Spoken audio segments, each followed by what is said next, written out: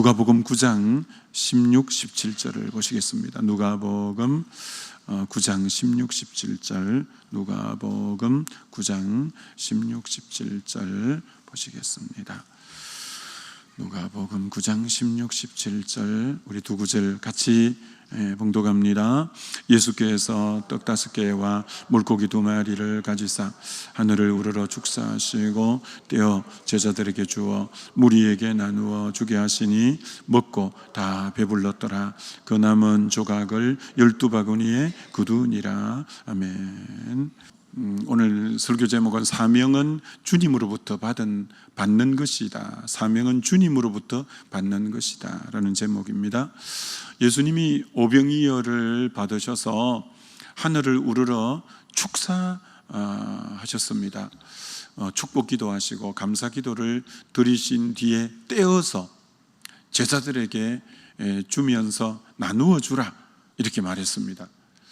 제자들이 주님으로부터 사명을 이렇게 받은 겁니다. 이제 주님이 주라고 안 한 상황에 나가서 나누어 주 본들 아무것도 아니죠.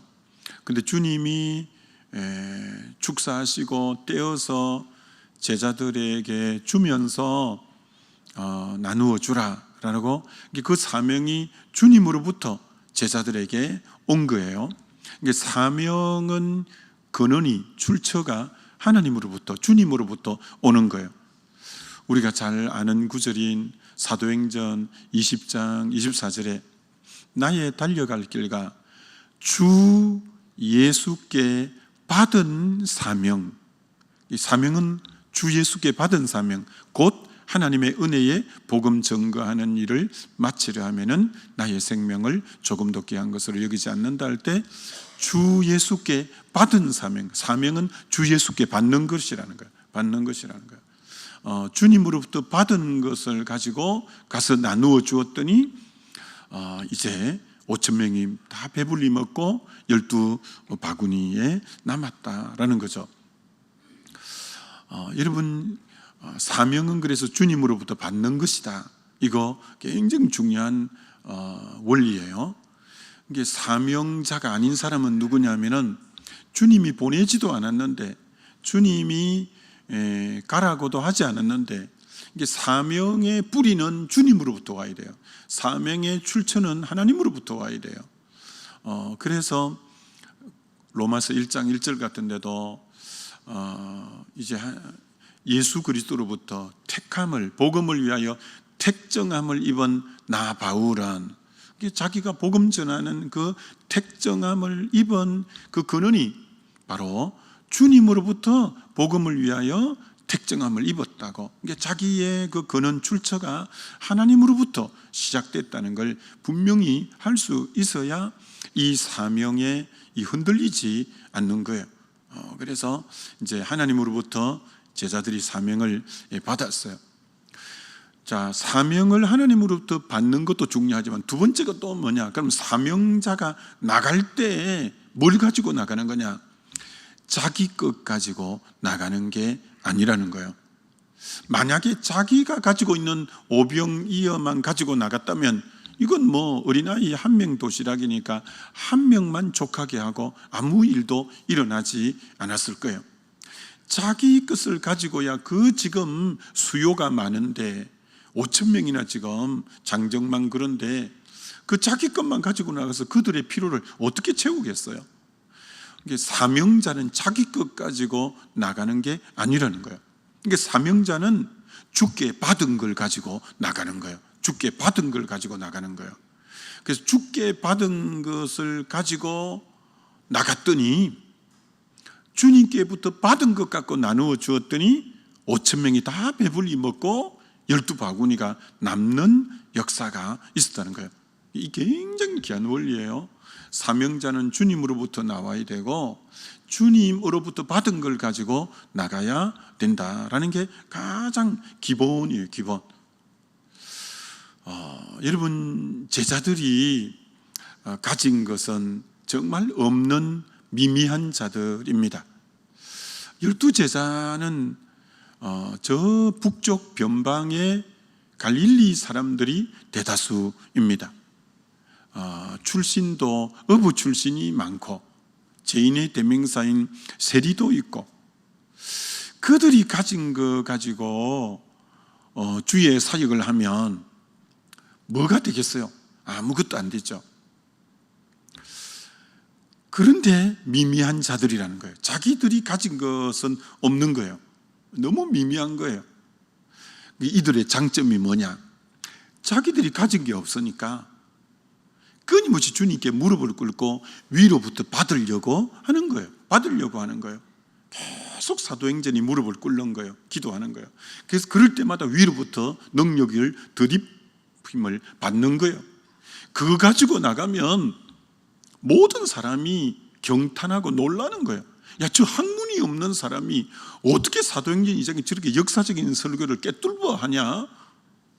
그리고 3,000명이 어떻게 베드로 설교를 듣고 뒤집어지는 역사가 있고 5,000명이 뒤집어지고 어떻게 베드로가 죽은 다비다를 다 살리냐, 안전뱅이를 다 일으키냐? 자기 것이 아니니까 사람들이 다 깜짝깜짝 놀라는 거죠. 이게 사명자는 자기 것 갖고 하는 거 아니에요. 실제로 그 당대 비주류들이죠. 이들은 그 당대 주류는 남쪽 예루살렘 수도에 사는 바리새인이 한 그 당대 한 5,000명 정도 엘리트 그룹이죠. 사두개인, 그리고 율법사, 그리고 대제사장, 완전히 코어 집단이고 핵심 집단이죠. 야, 우리 주님이 한 명도 제자로 안 뽑는 거예요. 그들을 제자로 뽑으면 어떤 문제가 있냐? 자기 것이 가진 게 많아요. 자기 것 갖고 하려고 하는 거예요. 자기 것 갖고 하면 주님은 개입을 못 하셔요. 주님은 역사하지 못하셔요. 그럼 역사가 안 일어나요. 그래서 주님이 일하심이 다 깊은 뜻이 있는 거예요. 그래서 주님이 참 때로는 외적으로 그렇게 여러 가지 스펙이 좋고 한데 참 주님이 잘 못 쓰는 사람이 있는 거죠. 그렇다고 그런 사람을 안 쓴 건 아닙니다. 웨슬레도 옥스포드 출신이고 로이드 존스 목사님을 비롯해서 굉장히 많이 배우고, 사도 바울이 당대 최고 학문을 한 사람, 모세가 궁중에 학문을 한 사람. 근데 그들이 다 십자가 통과하는 거예요. 십자가 통과하는 거예요. 그들 것 갖고 하나님이 하시지 않았어요. 십자가 통과할 때 학문도 들어서서 모세 궁중 학문으로 배운 걸 통해서 그걸 십자가를 통과하니까 모세 오경을 쓰고, 바울이 가말리엘 문화에서 수학한 그것이 십자가를 통과하니까 서신서 13권을 쓰고 학문이 필요 없다는 건 아니에요. 그건 이제 십자가로 통과할 때 의의 병기가 되지, 십자가를 통과하지 못한 자기 것은 절대 하나님 앞에 그것 갖고 하나님 일하는 것은 아니죠. 주님이 왜 이스라엘을 성민으로 택했다고 신명기 7장 6절에 내가 이스라엘을 성민으로 택했다. 7장 7절에, 신명기 7장 7절에 그 이유는 이 백성이 수요가 많기 때문이 아니라 가장 수요가 적기 때문에 내가 이 족속을 택했다. 이스라엘이 여러 민족 중에 수요가 제일 적었다는 거야. 숫자가 제일 적었다는 거야. 숫자가 적다 보니까 이들이 출애굽할 때 그 당시 이 에집트가 엄청난 나라죠. 근데 이 자그마한 요들이 10가지 재앙이 내리고 두 손 바짝 들고 검은 보화를 싸서 보낼 때 그 애굽 전역에서 야, 이들의 하나님 여호와가 누구냐? 그리고 광야 40년을 지나면서 바산 왕 옥과 아모리 왕 시온을 쳐 부술 때 굉장히 그들이 호전적이고 강한 나라거든요. 그러니 그 소문을 들은 가나안 칠족속이 간담이 이미 녹아버렸고 문빗장을 다 걸어 잠그고 있는 거예요. 왜? 이들의 하나님에 대한 소문을 듣고 기생라합도 믿게 되잖아요. 엄청난, 그러니까 이 민족에 대한 얘기를 들은 게 아니라 이들의 하나님 얘기를 들은 거예요. 왜? 이 민족이 너무 미미하니까. 하나님이 미미한 자를 택한 이유가 자신을 드러내기가 너무 쉽고 자신이 그들에게 일하기가 너무 쉬운 거죠. 그래서 이 오늘 오병이어를 통해서 하나님이 엄청난 이 오병이어 사건이 사복음서에 다 기록된 이유가 너무 미미한 건데 너무 엄청난 역사가 일어난 거예요. 이건 기독교 역사 속에 지난달도 오늘도 앞으로도 참 오병이어 같은, 야, 저 사람 진짜 볼품없는 오병이어다. 그런데 그러기에 그는 늘 무릎을 꿇는 거예요. 그러기에 그는 늘 하나님으로부터 기름 부음을 더듬는 거예요. 그럴 때 하나님이 그를 통해서 자신을 드러내기가 너무너무 귀한 거죠. 그래서 사명자는 주님이 주신 것을 가지고 나가요. 명령을 따라 나가요. 그리고 주님의 역사를 기대해요. 그리고 주님이 일하실 것을 기대하고 순종했더니 너무나 놀라운 축복의 통로로 쓰임받게 되어지는 것을 보는 거죠. 여러분, 우울증이 요즘에 질병 가운데 많아진 현대병이 우울증이에요. 우울증은 두 가지 증세가 있어요. 자기를 묵상한다, 자기를 바라본다. 이게 우울증의 가장 큰 특징이에요. 계속 자기를 바라보는 거예요. 자기를 묵상하는 거예요. 그래서 자기에 대한 자괴감, 내 같은 게 뭐 하겠냐, 내 같은 게 뭐 하겠냐. 늘 자기 바라보니까 소망이 없거든. 낙담이 되거든. 그래서 우울증에서 벗어나는 길은 자기를 묵상하는 그가 하나님을 묵상하는 것으로, 자기를 바라보는 시선이 하나님을 바라보는 시선으로 옮겨질 때 하나님이 그를 치유하고 회복시키는 거예요. 믿음이 바로 그거예요. 믿음이 바로 그거예요. 우리는 자기를 바라보는 자가 아니에요. 자기를 묵상하는 자가 아니에요. 그럼 우리는 오병이어밖에 안 되는데 자기를 바라보면. 근데 우리는, 나는 비록 오병이어 같아도 주님을 깊이 묵상하고 주님을 깊이 바라볼 때 그 주님의 위대하심이 나의 것이 되고, 주님이 내 힘이 되고, 주님이 내 반석이 되고, 산성이 되고, 피난처가 되고, 요새가 되고, 구원이 되고, 소망이 되고, 생명이 되고, 너무 귀한 거죠.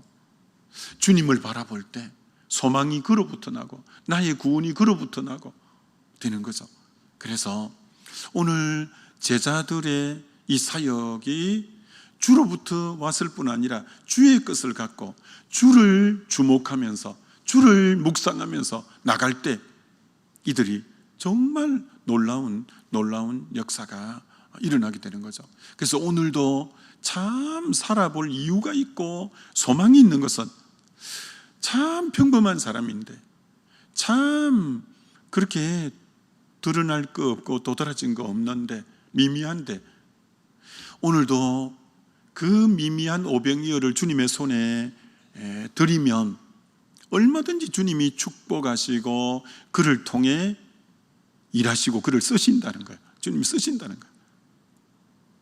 여러분, 주님이 예루살렘의 입성은 얼마나 많은 사람들이 길 연도에 나와서 호산나 호산나, 이게 그 지금 구원해 달라고 그를 막 그렇게 열광하잖아요.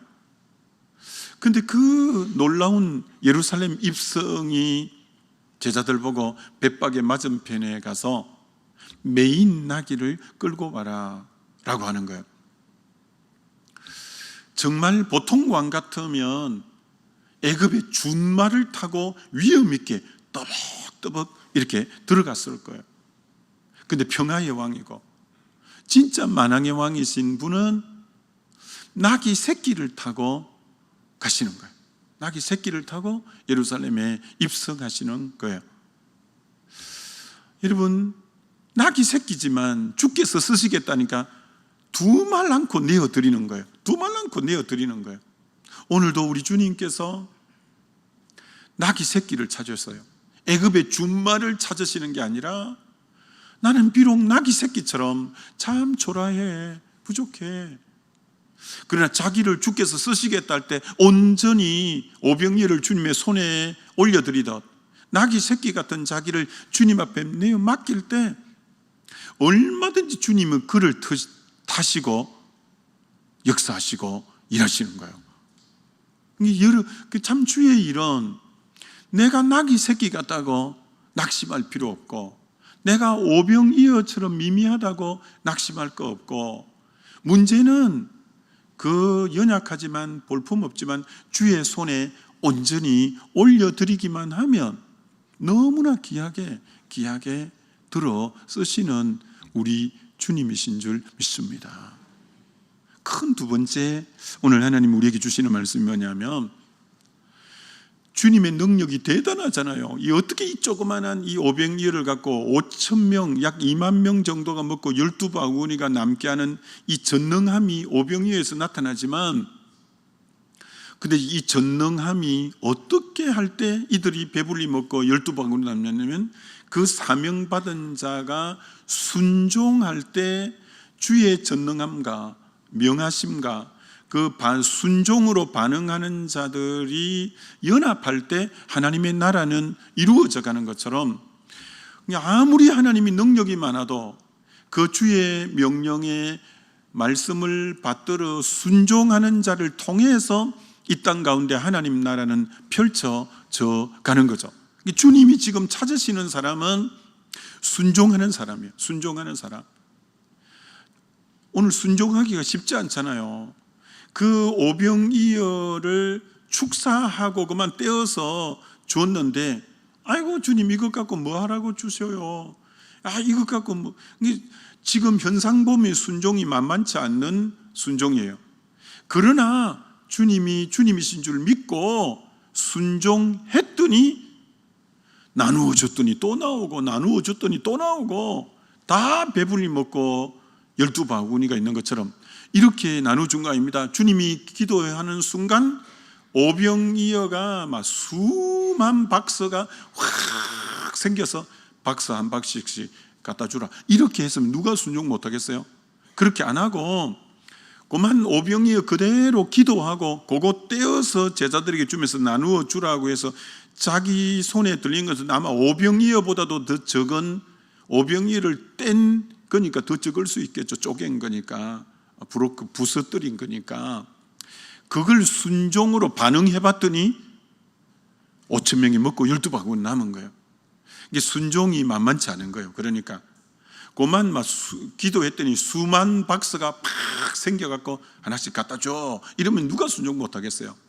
근데 그렇지 않다는 거예요. 그 오병이어도 미미한데 그걸 또 이 브로커 쪼개갖고 깨뜨려갖고 그걸 나눠주면서 갖다 주라니, 이게 현상 보고는 순종이 좀 그렇지만 주님이시기 때문에 순종했더니 역사가 일어난 거예요. 대단한 겁니다. 대단한 겁니다. 자, 그러면 순종이 왜 놀라운 거냐면, 우리 주님이 요한복음 2장에 잔치, 혼인잔치에 포도주가 떨어졌을 때 마리아가 찾아가게 되고 하인들 보고 무슨 말씀을 하시든지 그대로 하라고 했고, 그래서 하인들이, 예수님이 그래서 말씀하셨어요. 하인들에게 저 돌 항아리에 물을 채우라. 순종한 거죠. 물을 채운 거죠. 그 떠서 저 사람들에게 갖다 주라. 참 하인들이 대단하죠. 포도주를 달라는데 물을 갖다 주라고 했는데 그만 순종했어요. 그랬더니 그 사람들 입에서 어떻게 나중 나온 포도주가 처음 나온 포도주보다 더 좋은 포도주를 내냐. 보통 잔치 뒤에는 술이 취했기 때문에 안 좋은 포도주를 내는 게 일반적인 잔치의 흐름인데, 이 집은 어떻게 나중 나온 포도주가 더 좋냐면서 막 경탄을 하고 막 칭찬을 하고 포도주 맛있다고 난리를 치는 거예요. 그런데 그 비밀은 누구만 아느냐? 물떠온 하인들만 알더라. 이게 너무 중요한 말이에요. 순종해본 자만이 이 하나님을 경험하게 되고 기적을 경험하는 거예요. 순종이 왜 놀라운 거냐? 순종하는 사람이 계속 순종해요. 순종할 때 물이 포도주로 되는 경험을 맛보게 되고, 순종할 때 저 많은 사람들이 그렇게 기뻐하는 걸 순종해 본 사람이 그걸 경험하고, 순종이 하나님을 맛보고 하나님을 경험하고 하는 거예요.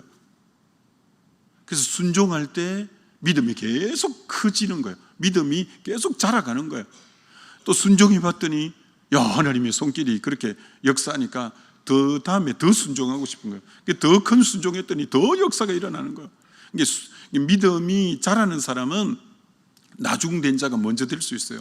계속 순종했더니 그런 역사를 경험했고, 더 순종하고 싶은 거예요. 또 더 순종했더니 또 더 큰 역사가 일어나고, 계속 순종하니까 이분의 믿음은 일치월장으로 쫙 자라가는 거예요. 그러니 여러분, 나중된 자가 순종을 경험한 사람은 계속 자라가지만, 먼저 믿어도 순종을 안 하는 사람은 그 믿음에 정체되어 있는 거예요. 순종 안 하니까 하나님이 계속 자기에게는 자라가지가 않는 거예요. 하나님을 계속 맛볼 수가 없는 거예요. 순종만이 맛보는 거예요.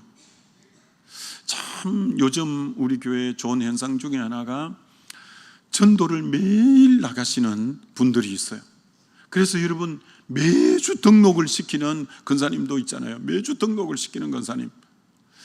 이분이 처음부터 그런 거 아니에요. 순종해서 나가보니까 하나님이 예비된 자를 붙여주시고, 또 그렇게 하다 보니까 성령이 지혜를 주시고, 또 그러다 보니까 담대함을 주셔서 능력도 주시고, 그러니까 계속 하면 그 세계가 열리게 되어 있어요. 열리게 되어 있어요. 그러니까 계속 우리 안수 집사님도 매일 나가고 권사님도 매일 나가고 그러면서 계속 전도의 열매를, 순종하니까 하나님을 계속 새롭게 경험하는 거예요. 새롭게. 그러면 계속 하는 거예요. 그 은혜를 맛본 사람은 계속 그 세계를 아니까 계속 하게 되어지는 거죠. 여러분, 하나님의 전능함과 사람의 순종을 요구해요. 이것이 잘 접목이 되는 자를 통해 이 땅에 하나님 나라는 이루어져 가요. 앤드루 머레이, 참 이 목사님은 너무 훌륭한 목사님이고, 저도 그분에게 참 영향을 많이 그 책에서 받은 거죠. 이분의 순종이라는 책이 몇 권이 있어요. 그 순종의 책에 우리는 그리스도인이 되는 순간부터 학교에 입학하는데 그 학교는 순종의 학교다. 그리스도인이 되는 순간부터 우리는 순종의 학교에 입학하게 된다. 이렇게 말했어요. 그렇습니다. 그리스도인이 되는 순간부터 우리는 말씀을 듣게 되고, 말씀은 순종하라고 준 말씀이니까 그때부터 순종을 하는 거예요. 순종을 하는 거예요. 그러면 하나님이 놀랍게 역사하는 거예요. 우리 교회 성도님들이 너무 귀한 것은 이렇게 적은, 이렇게 제가 성령의 감동을 받아서 한마디를 하면, 오늘 여러분 보셔요. 이렇게, 방금 너무 많은 분들이 반응하잖아요. 반응. 그 반응의 자세를 하나님 굉장히 귀하게 보는 거예요. 정말 우리가 이렇게 조금 도웁시다라고 할 때 작은 거기에 반응하는 그 자세가 순종의 이 어떤 자세이거든요. 순종의 자세이거든요. 그러니까 하나님이 그걸 귀하게 보시고 반응하고, 반응할 때 주님이 또 역사하고 역사하는 이런 부분들이 많은 거죠. 근데 순종을 안 하면 요나가 니느웨로 가서 복음을 전하려 했던 정반대 요바로 가서 다시스로 가는 배를 타고 완전히 지리로 보면 정반대로 가버려요. 자, 그래서 이제 불순종하는 거예요. 순종을 안 한 거예요. 순종을 안 하니까 하나님도 고생하고 자기도 고생하고 주변 사람도 고생하는 게, 그래서 하나님이 큰 폭풍이 대작하게 했다. 이렇게 성경이 말해요. 요나서 1장에. 하나님이 뭘 준비해야 되냐면, 이 사람을 사람 만들기 위해서 순종하는 불순종을 순종으로 바꾸려고 큰 폭풍이 대작하게 일어나게 만들었어요. 그러니 요나도 죽을 고생을 하죠. 요나가 탄 배의 선원들도 자기 신을 부르면서 전부 고생을 하죠. 하나님도 또 폭풍하신다고 고생하죠. 이게 불순종하면 고생하는 사람이 여럿입니다. 고생하는. 그래서 또 큰 물고기를 또 하나님이 우리가 불순종하면 준비해야 될 게 많아요. 폭풍도 준비해야지, 물고기도 준비해야지, 뭐 이제 그렇게 준비하는 거예요. 한 사람 만들려고. 물고기도 고생이 참 많았습니다. 이거 참 소화도 안 되는 딱딱한 게 들어왔고 미끌거리면서 여러분이 음식을 먹었을 때 소화 안 되면 얼마나 그게 거북스럽고 불편해요. 그래서 한 사람 순종 안 하고 여럿이 고생합니다. 여럿이 고생. 그리고 결국은 바닷가에 토해냈는데 이제 순종하기로 그 배에서 이제 그 물고기 뱃속에서 고백을 하고 회개하고 함으로 하나님이 토해냈는데, 그러니 얼마나 이 시간도 많이 허비가 돼요. 그러니 그래서 제일 인생의 지름길은 순종이에요. 아멘 안 해도 진리예요. 다시, 인생의 가장 지름길은 순종인 줄 믿습니다. 인생의 제일 지름길이 순종이에요. 자, 여러분, 일반적으로 흐르는 시간을 크로노스 시간이라고 하잖아요. 크로노스 시간. 근데 하나님이 개입하시고 역사하는 시간을 카이로스 시간이라고 해요. 동일하게 24시간을 살고 동일하게 365일을 사는데, 그래서 물리적인 시간은 똑같을 수 있죠. 우리가 24시간 365일. 그러나 그 크로노스 시간 속에 하나님이 임재하고 하나님이 그를 통해 일하신 이 카이로스 시간은 천장지 차이로 우리가 다른 거예요. 그 크로노스 시간 속에 카이로스를 경험하는 가장 귀한 비법이 순종이라는 거예요. 순종. 순종할 때 하나님이 개입하시고 하나님이 함께 하시고, 이게 이제 순종의 바로 능력이 바로 그거인 거죠. 그거 너무 귀한 거죠. 짧게 하나 더 말씀하면, 그래서 이제 나누어 주었더니 그들이 다 배불리 먹고 12바구니가 남았더라, 이렇게 말해요. 마지막 세 번째 나눌 말씀은 하나님의 은혜는 족한 은혜예요. 하나님의 은혜를 주셨는데 아이고 조금 모질하네, 아이고 섭섭하네, 이런 은혜 주시는 법이 없어요. 하나님의 은혜는 항상 남는 은혜를 주셔요. 남는 은혜, 족한 은혜를 주시는 거예요. 그래서 사도 바울이 가시가 떠나가게 3번 간구했더니 내 은혜가 내게 족하도다, 그래서 크게 기뻐한 것처럼 하나님은 언제나 족한 은혜를 주시는 거예요. 족한 은혜를 주시는 분이에요. 에베소서 3장 20절에 우리의 구하고 생각하는 것보다 더 넘치게 하시는 하나님, 하나님은 우리의 구하고 생각하는 것보다 더 넘치게 주시지, 어떻게 조금 모자라게 주시냐, 이런 법이 없어요. 넘치게 주시는 분이 우리 하나님이시다라는 거예요. 요한복음 10장 10절에 내가 온 것은 양으로 생명을 얻게 하고 더 풍성히 얻게 하려는 것이라. 요한복음 4장에 너가 먹는 물은 먹어도 목마르겠지만 내가 주는 물은 영생하도록 계속 솟아나는 샘물을 주리라고 하는 것처럼, 주님이 우리에게 주시는 은혜는 넘치는 은혜예요. 넘치는 은혜. 자, 이걸 개인적으로 적용하면 넘치는 은혜는 다윗에게 사울 왕에게 도망가면서 하나님이 그를 보호해 주잖아요. 지켜주잖아요. 나만 겨우 보호받고 지킴받는 정도의 은혜를 주시는 게 아니라 남는 은혜를 주어서 나도 은혜 가운데 견딜만 하고 보호받고 지킴을 받을 뿐 아니라 환난당하고 원통하고 빚진 자 600명을 끌어안을 수 있는 넘치는 은혜를 주시는 거예요. 그 얼마나 귀한 은혜예요. 그 귀한 은혜예요.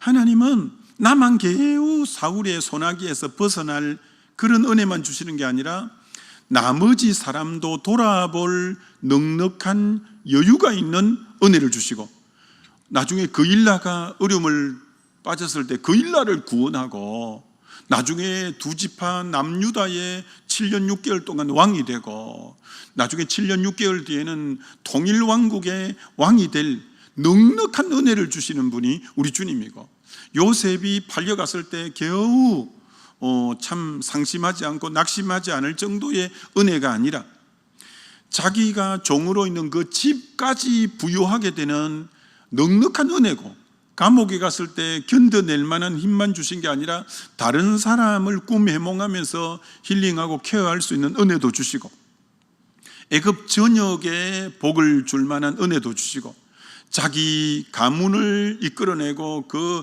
조카들까지 돌볼 은혜도 주시고, 이게 주님의 은혜는 나 혼자 살기에 빠듯한 은혜만 주시는 게 아니라 나를 통해 축복의 통로가 될 수 있는 넘치는 은혜까지 주시니까, 고로 여러분이 인생을 요리 살면 안 돼요. 아유, 인생 빠듯하게 살다 간다, 이렇게 하면 안 되고, 기도도 그렇게 하면 안 되는 거예요. 주님, 나 혼자도 물론 넉넉히 이 땅 가운데 살아갈 은혜도 주시지만 나로 인해서 많은 사람에게 은혜를 끼치고 축복을 끼치는 그런 족한 은혜를 주셔서 나 때문에 많은 사람들이 살아나고 회복되고 힘을 얻고 복을 받는 거기까지 주님 갈 수 있는 은혜를 주옵소서. 여러분, 이렇게 기도하게 되시기를 주의 이름으로 축원합니다. 입을 넓게 열고, 믿음은 바라는 것들의 실상이니까 그렇게 기도할 때 여러분만 겨우 사는 은혜가 아니라 여러분을 통해서 주변을 다 살리는 그 은혜와 축복까지 누리게 되시기를 주의 이름으로 축원합니다. 우리 기도하겠습니다. 오늘 세 가지를 놓고 기도하면 좋겠죠. 사명은 하나님으로부터 오는 것, 그리고 하나님이 주신 것을 가지고 나가는 이 사명의 삶, 그리고 순종하는 자만이 알더라. 순종할 때 더 큰 역사를 경험하게 되어진다는 것, 그리고 하나님의 은혜는 언제나 족한 은혜를 주신다는 것, 우리 주여 한번 부르고 동성을 같이 기도합니다.